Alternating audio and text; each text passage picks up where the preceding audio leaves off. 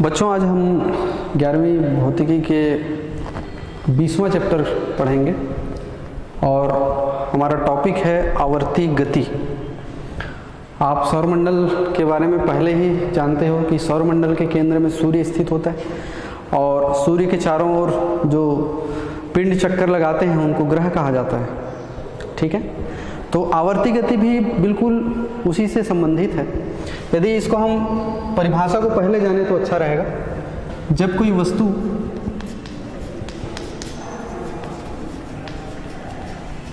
एक निश्चित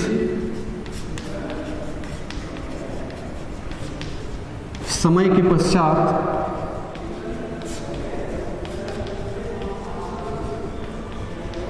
एक निश्चित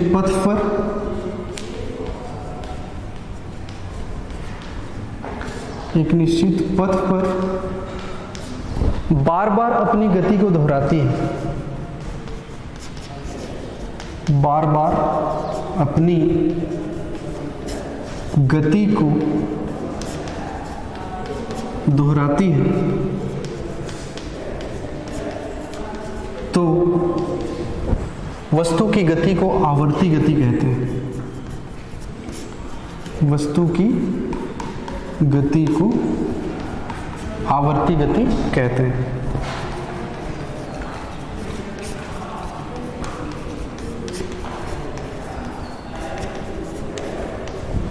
परिभाषा आप लोगों के समझ में आ गया होगा कि हम एक वस्तु की बात करें, एक पिंड की बात कर रहे हैं। वह वस्तु एक निश्चित समय के पश्चात एक निश्चित पथ होगा, उस पर बार बार यदि अपनी गति को दोहराए तो उस वस्तु या उस पिंड की गति को हम कहेंगे आवर्ती गति। और उस निश्चित समय को जिसकी मैं बात कर रहा हूँ, उस निश्चित समय को जिसके बाद वस्तु अपनी गति को दोहराती है, उसे उस वस्तु का आवर्तकाल कहते हैं। इसको उदाहरण से ज़्यादा समझ पाएंगे। जैसे सूर्य के चारों ओर पृथ्वी चक्कर लगाती है। पृथ्वी हमारा ग्रह है और पृथ्वी सूर्य के चारों ओर जो एक परिक्रमा पूरा करती है, तो उसी कक्षा में बार बार वो चक्कर लगाती है।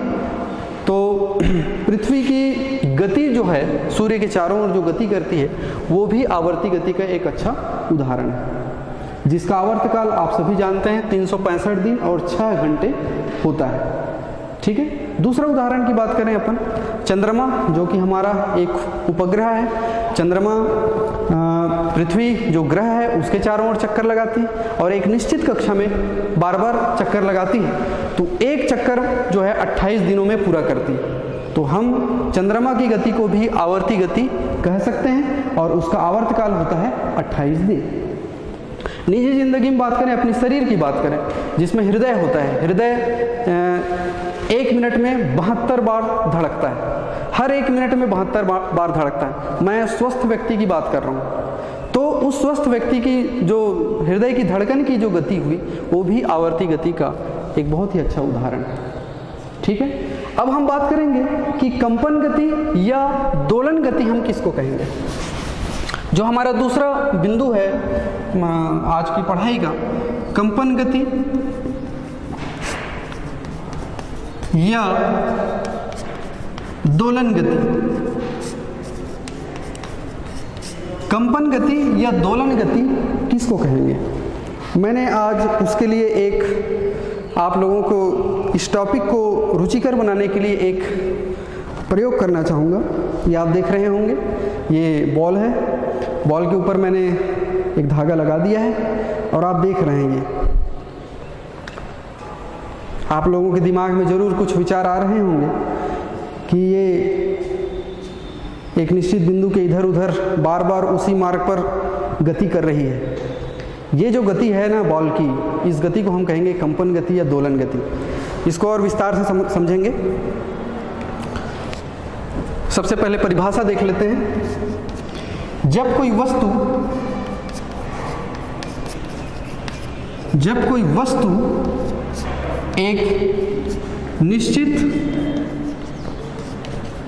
बिंदु के इधर उधर या आगे पीछे जब कोई वस्तु एक निश्चित बिंदु के इधर उधर या आगे पीछे आवर्ती गति करती है, आवर्ती गति करती है, तो वस्तु की गति को कंपन गति कहते हैं। वस्तु की गति को कंपन गति या दोलन गति कहते हैं, दोलन गति कहते हैं।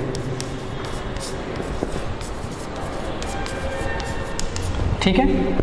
जब वस्तु एक निश्चित बिंदु के इधर उधर या आगे पीछे आवर्ती गति करे तो उस वस्तु की गति को हम कहेंगे दोलन गति, इसको कंपन गति भी कहा जाता है।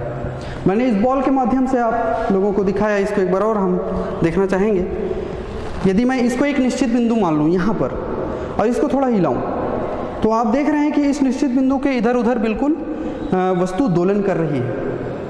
ठीक है, इससे आप भली भांति समझ सकते हैं, बिल्कुल उस निश्चित बिंदु के आगे पीछे वस्तु दोलन कर रही है। ये दोलन गति का एक बहुत ही अच्छा उदाहरण आपके सामने था,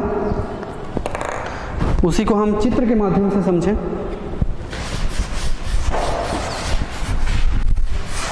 और उस निश्चित बिंदु को जिसके इधर उधर वस्तु दोलन गति करती है उसे माध्य स्थिति या साम्य स्थिति कहा जाता है। माध्य स्थिति या साम्य स्थिति। माध्य स्थिति उस निश्चित बिंदु के जिसके इधर उधर वस्तु दोलन गति करती है, उस निश्चित बिंदु को जिसके इधर उधर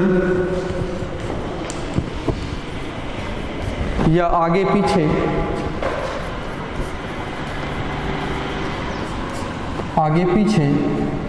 वस्तु दोलन गति करती है,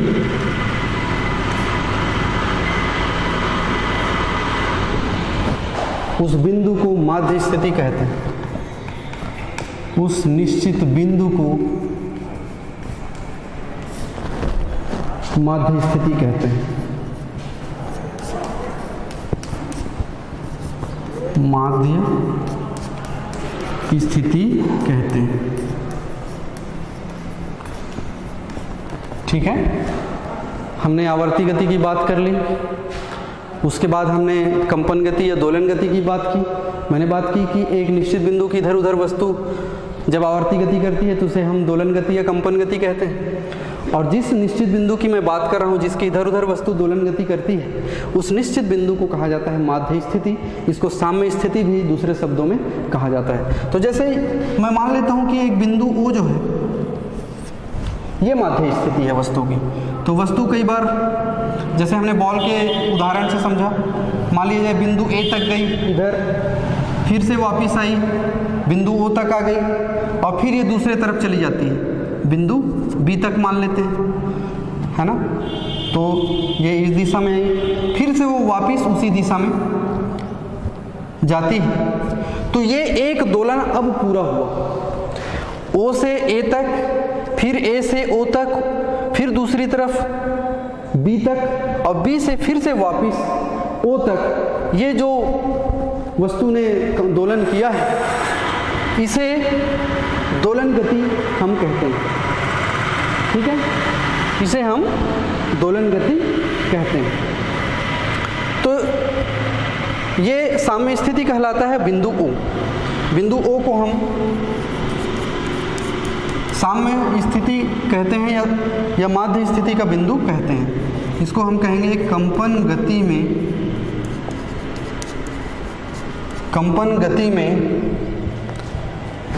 माध्य स्थिति। कंपन गति में माध्य स्थिति।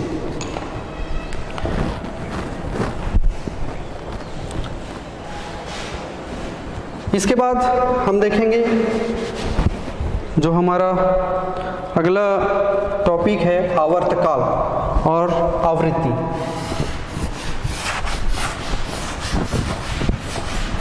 आवर्तकाल और आवृत्ति। सबसे पहले समझ लेते हैं हम कंपन गति में आवर्तकाल किसको कहेंगे। इंग्लिश में टाइम पीरियड भी कहते हैं इसको, इसलिए इसको टी से दर्शाया जाता है। दोलन गति करने वाली वस्तु एक दोलन पूर्ण करने में जितना समय लेती है या एक कंपन पूर्ण करने में जितना समय लगाती है, उसे उस वस्तु का आवर्तकाल कहते हैं। दोलन गति करने वाली वस्तु, दोलन गति करने वाली वस्तु एक दोलन पूर्ण करने में जो समय लगाती है, जो समय लगाती है, उसे उस वस्तु का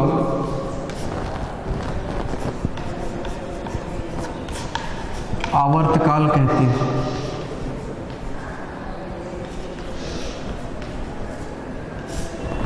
उसे उस वस्तु का आवर्तकाल कहते हैं। इसे टी से दर्शाते हैं। अब आप सोच रहे होंगे कि मैंने इसे टी से क्यों दर्शाया है। इसलिए इसका अंग्रेजी नाम भी जानना जरूरी है। आवर्तकाल को अंग्रेजी में कहते हैं टाइम पीरियड। तो पहला लेटर है टी, इसलिए आवर्तकाल को टी से हम दर्शाते हैं। और चूंकि इसकी परिभाषा में भी ये एक तरह का समय ही है कि दोलन गति करने वाली वस्तु एक दोलन पूर्ण करने में या एक कंपन पूर्ण करने में जो समय लगाती है, उसे उस वस्तु का आवर्तकाल कहते हैं। ठीक है, इसके आगे हम देखेंगे बहुत ही सरल शब्दों में आवृत्ति, जिसको फ्रीक्वेंसी कहा जाता है। आवृत्ति दोलन गति करने वाली वस्तु, दोलन गति करने वाली वस्तु एक सेकंड में जितने दोलन पूर्ण करती है, जितने दोलन पूर्ण करती है, उन दोलनों की संख्या को आवृत्ति कहते हैं। उन दोलनों की संख्या को आवृत्ति कहते हैं।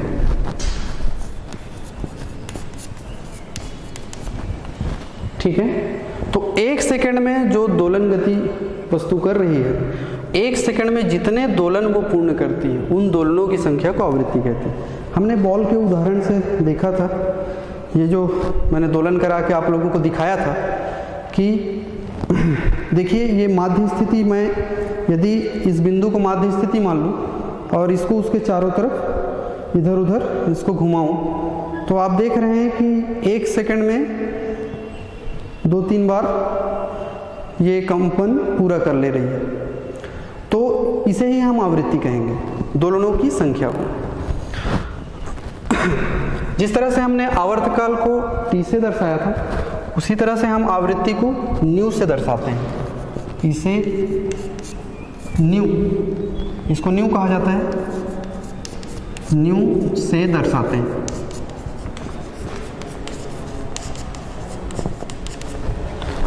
तो आप लोग इसके परिभाषा से इन दोनों को समझ ही गए होंगे कि आवर्तकाल क्या है और आवृत्ति क्या है। और इससे पहले मैंने आप लोगों को दोलनी गति और आवर्ती गति को भी समझाया। अब इन दोनों के बीच हम संबंध देखेंगे कि आवर्तकाल और आवृत्ति में किस तरह का संबंध होता है। चलिए देखते हैं।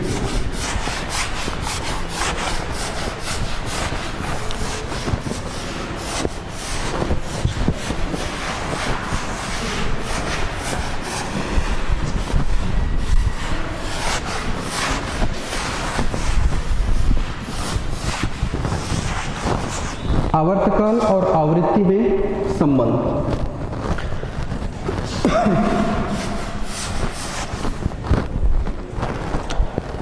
आवर्तकाल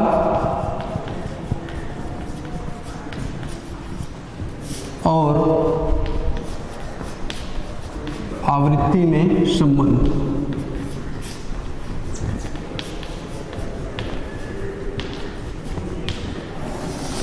तो हमको सबसे पहले मानना पड़ेगा कि कौन सी वस्तु दोलन गति कर रही है या आवर्ती गति कर रही है। हम ये मान लेते हैं कि कोई एक वस्तु या पिंड दोलन गति कर रही है, जिसको हम कंपन गति भी कहते हैं। तो मान लेते हैं कि कोई पिंड जो है दोलन गति कर रही है। माना कोई वस्तु दोलन गति कर रही है, दोलन गति कर रही है। आगे मान लेते हैं कि उसका आवर्तकाल T है। माना वस्तु का आवर्तकाल T है और आवृत्ति न्यू है। ये हमने मान लिया। आवर्तकाल की परिभाषा हम पहले ही देख चुके हैं कि दोलन गति करने वाली वस्तु एक दोलन पूर्ण करने में जो समय लगाती है उसे आवर्तकाल कहते हैं, और दोलन गति करने वाली वस्तु 1 सेकंड में जितने दोलन पूरा करती है उन दोलनों की संख्या को आवृत्ति कहते हैं। तो हम इसकी परिभाषा से ये कह सकते हैं, चूंकि T यदि इसके एसआई मात्रक को लें, इंटरनेशनल मात्रक, अंतर्राष्ट्रीय मात्रक को लें सेकंड, T सेकंड में दोलनों की संख्या, तो हम कह सकते हैं कि दोलनों की संख्या होगी 1, क्योंकि T आवर्तकाल है। एक दोलन पूर्ण करने में जो समय लेती है उसे ही आवर्तकाल कहते हैं। तो T सेकंड में दोलन कितने होंगे? 1 होगा, 1 होगा। इसलिए 1 सेकंड में दोलनों की संख्या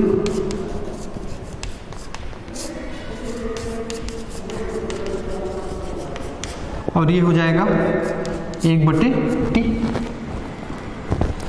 अब ये जो 1 सेकंड में दोलनों की संख्या है, आप लोगों ने परिभाषा देखा आवृत्ति का, दोलन गति करने वाली वस्तु 1 सेकंड में जितने दोलन पूरा करती है उसे आवृत्ति कहते हैं। तो ये हमारा आवृत्ति हो गया। इसका अर्थ हुआ न्यू इक्वल टू बराबर 1/T। तो हम कह सकते हैं कि आवृत्ति बराबर 1/ आवर्तकाल। सरल शब्दों में कहूं तो आवृत्ति आवर्तकाल का व्युत्क्रम होता है, और इसका विपरीत भी हम कह सकते हैं, आवर्तकाल भी आवृत्ति का व्युत्क्रम होता है। इसको यदि मैं थोड़ी देर के लिए पहला समीकरण मान लेता हूं, ठीक है। आगे देखें।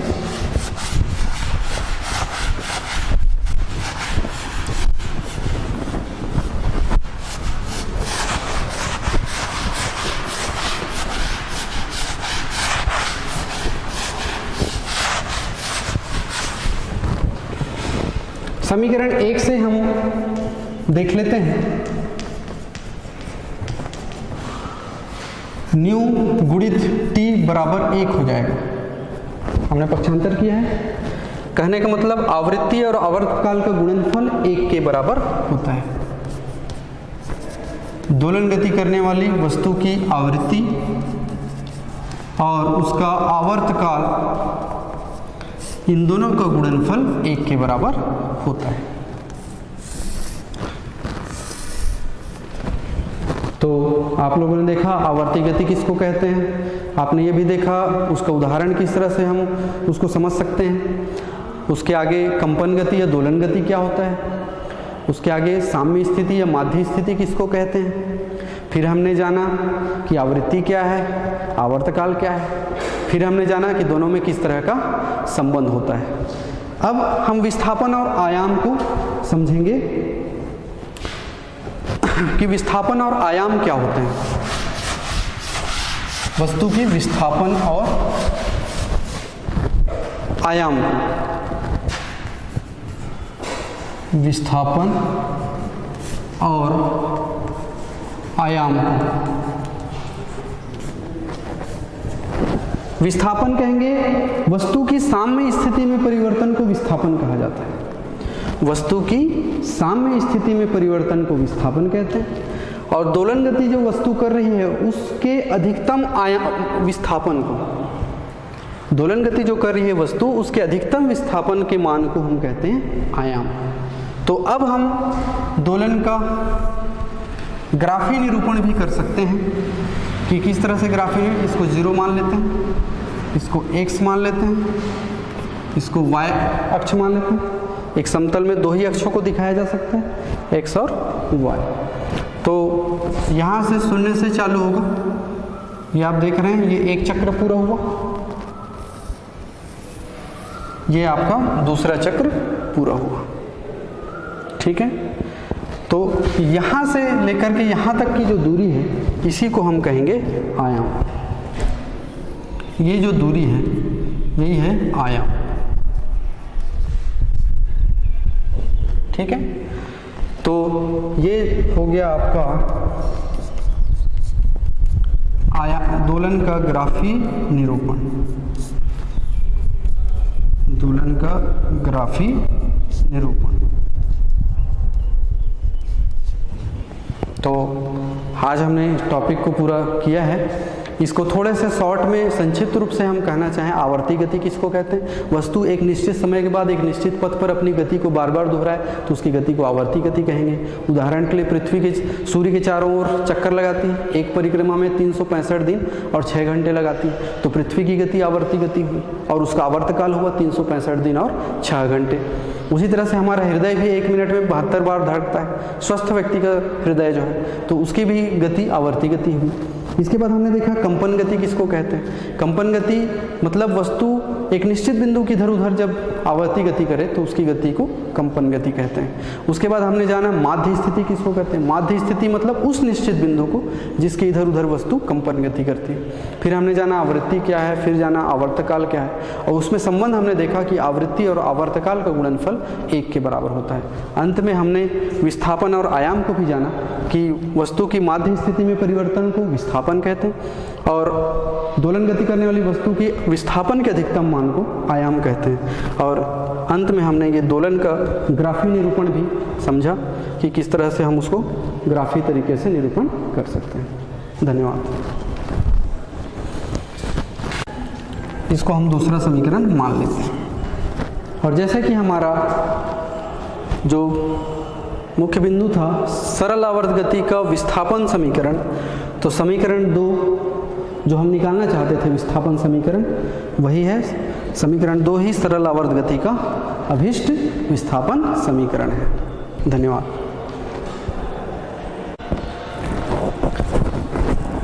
तो बच्चों हमारे पास अभी समय शेष है तो हम इसको आगे बढ़ाते हैं।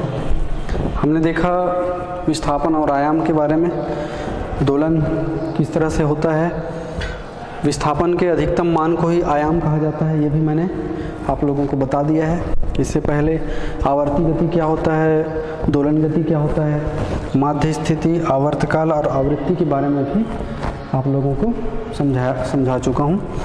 अब हम देखते हैं कि सरल आवर्त गति किसे कहते हैं। हमारा जो अगला मुख्य बिंदु जो आएगा कि सरल आवर्त गति क्या है और उसका विस्थापन समीकरण क्या है। सरल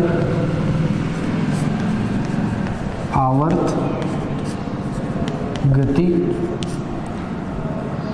जिसको हम शॉर्ट में SHM भी कहेंगे, और दूसरा टॉपिक होगा विस्थापन समीकरण।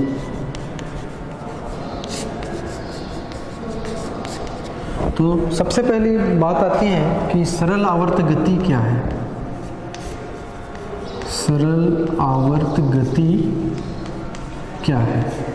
इसको अंग्रेजी में कहते हैं सिंपल हार्मोनिक मोशन। अंग्रेजी में इसको जानना ज़रूरी है क्योंकि शॉर्ट में इसको कहा जाता है S dot, H dot, M dot. कहने का मतलब है एस का मतलब हुआ सिंपल, एच का मतलब हुआ हार्मोनिक, एम का मतलब हुआ मोशन, सरल आवर्त गति। इसकी परिभाषा को सबसे पहले देख लेते हैं। जब कोई वस्तु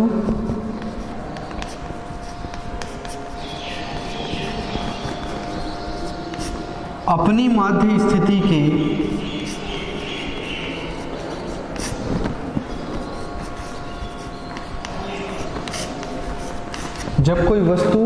माध्य स्थिति के दोनों ओर सरल रेखा में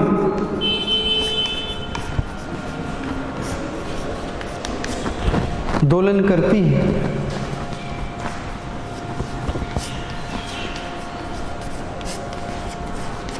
तो वस्तु की गति को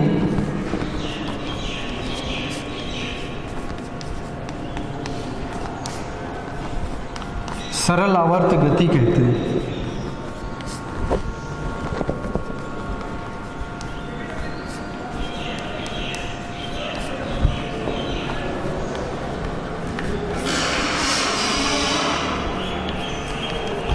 संक्षिप्त में यदि हम कहना चाहें तो इसको SHM भी कहा जाता है। जब कोई वस्तु अपनी माध्य स्थिति के दोनों ओर सरल रेखा में दोलन गति करे तो वस्तु की गति को सरल आवर्त गति कहते हैं।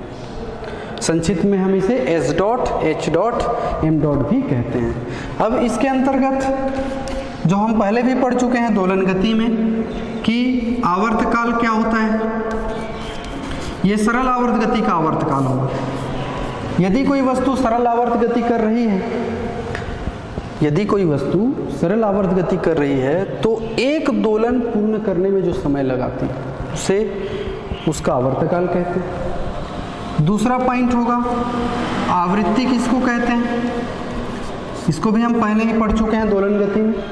यदि कोई वस्तु सरल आवर्त गति कर रही है तो एक सेकंड में जितने दोलन पूरा करती है उन दोलनों की संख्या को उसकी आवृत्ति कहते हैं। तो इस तरह से हमने जाना कि सरल आवर्त गति क्या है। अब हम देखेंगे सरल आवर्त गति का विस्थापन समीकरण। सरल आवर्त गति का विस्थापन समीकरण।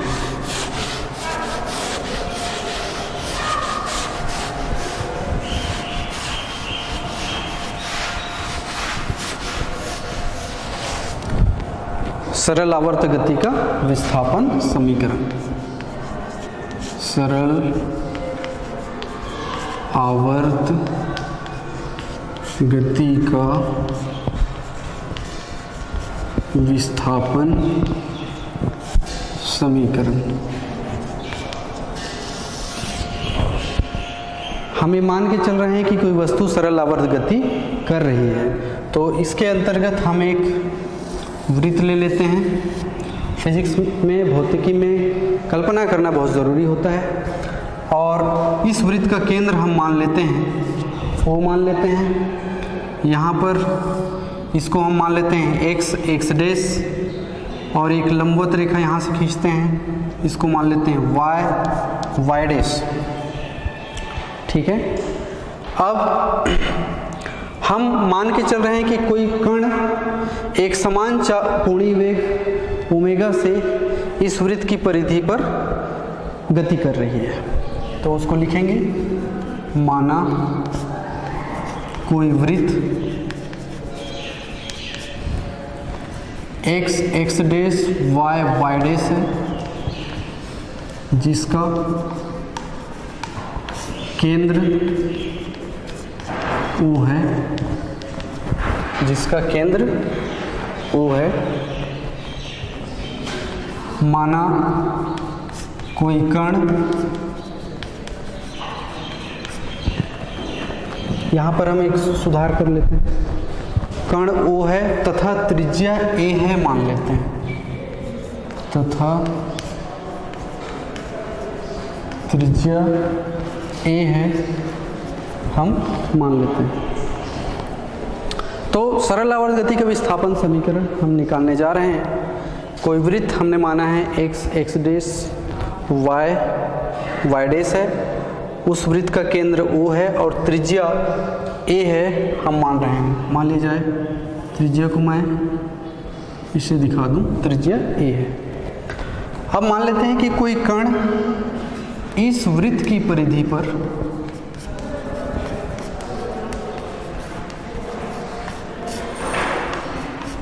एक समान कोणीय चाल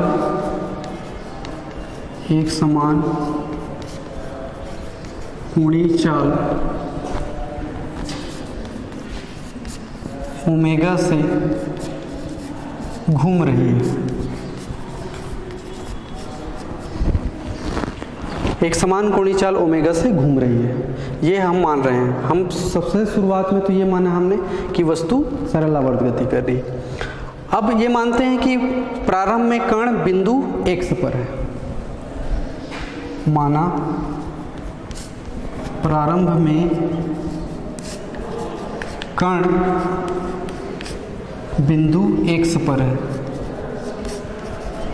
बिंदु x पर है तथा t समय बाद वह बिंदु P तक पहुंच जाता है। इसको हम बिंदु P मान लेते हैं। वह बिंदु P तक पहुंच जाता है।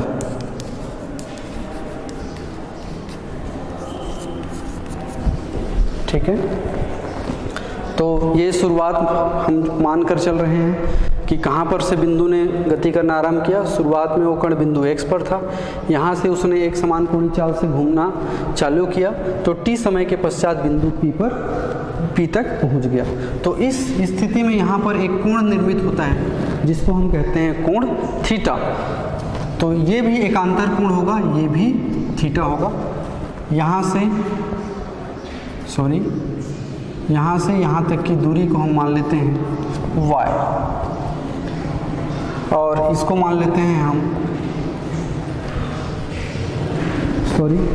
इसमें थोड़ा सा सुधार करना पड़ेगा।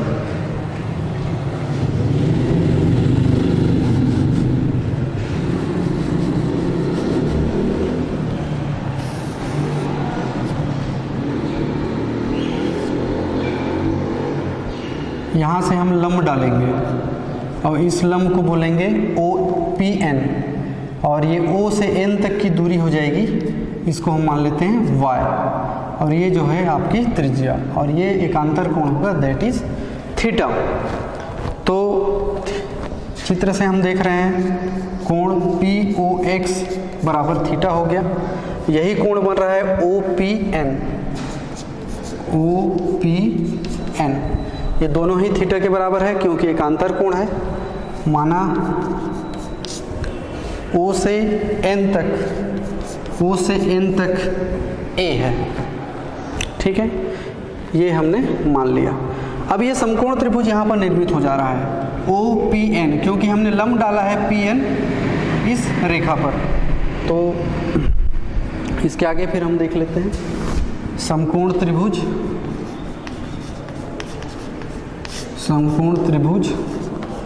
OPN में, समकोण त्रिभुज OPN में यहाँ पर हम लगा लेते हैं साइन ऑफ थीटा, ये वाला कोण। साइन हमेशा लंब बटे कर्ण होता है। लंब है अपने पास ON, कर्ण है अपने पास OP, दोनों मान को रख देते हैं। साइन थीटा बराबर ON बटे OP, ON बटे OP, ON है y और OP है a, तो y बराबर हो जाएगा a साइन ऑफ थीटा। इसको पहला समीकरण मान लेते हैं। ठीक है, तो ये हमारा पहला समीकरण आ गया। इसके आगे हम देखेंगे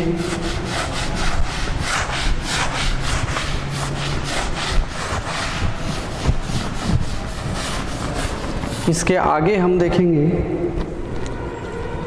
कोणीय चाल की परिभाषा से, कोणीय चाल की परिभाषा से। मैंने शुरुआत में ही बताया था आप लोगों को कि कण एक समान कोणीय चाल ओमेगा से गति कर रही है। तो एक समान कोणीय चाल ओमेगा बराबर होता है हमेशा कोणीय विस्थापन, कोणीय विस्थापन बटे समय। कोणीय विस्थापन मतलब कितना कोण निर्मित हुआ है। यहाँ पर थीटा कोण निर्मित हुआ है तो थीटा बटे हो जाएगा समय t, या इसको हल करें तो थीटा बराबर हो जाएगा ओमेगा t। थीटा के मान को समीकरण 1 में रख देते हैं। थीटा के मान को समीकरण 1 में रखने पर तो हमको जो समीकरण मिलेगा y बराबर a sin ओमेगा t।